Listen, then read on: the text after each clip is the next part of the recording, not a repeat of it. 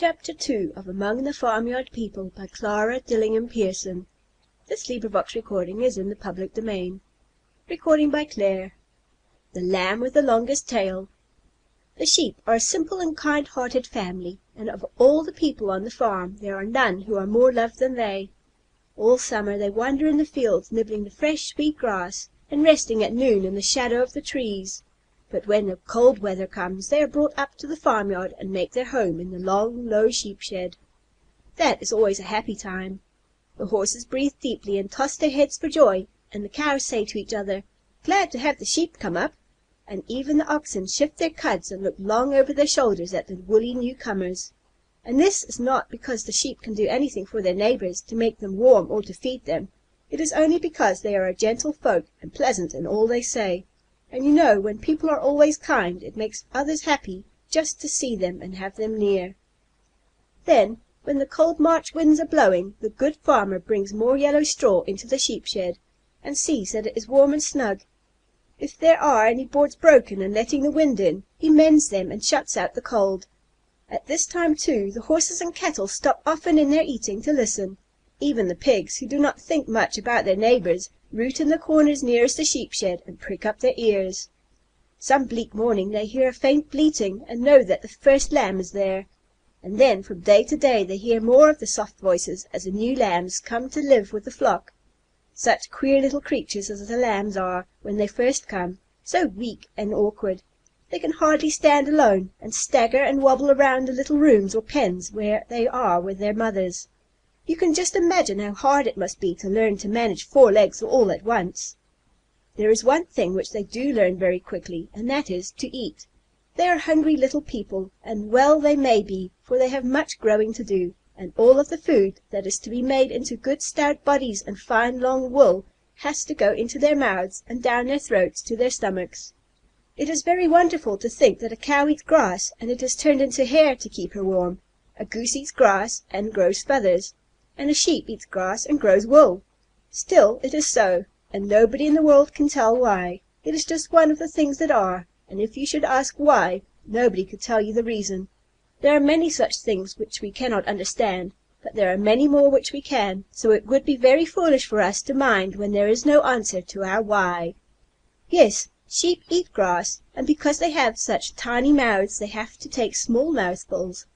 The lambs have different food for a while. Warm milk from their mothers' bodies.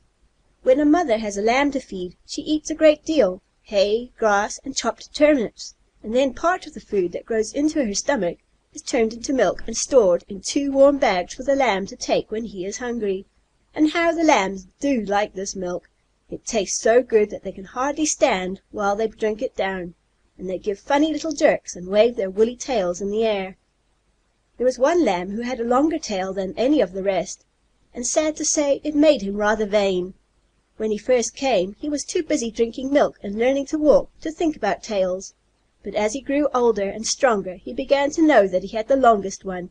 Because he was a very young lamb, he was so foolish as to tease the others and call out, "Bah! Your tails are snippy ones!" And the others would call back, "Bah! Don't care if they are!" After a while, his mother, who was a sensible sheep and had seen much of life, said to him, "You must not brag about your tail. It is very rude of you, and very silly too, for you have exactly such a tail as was given to you, and the other lambs have exactly such tails as were given to them.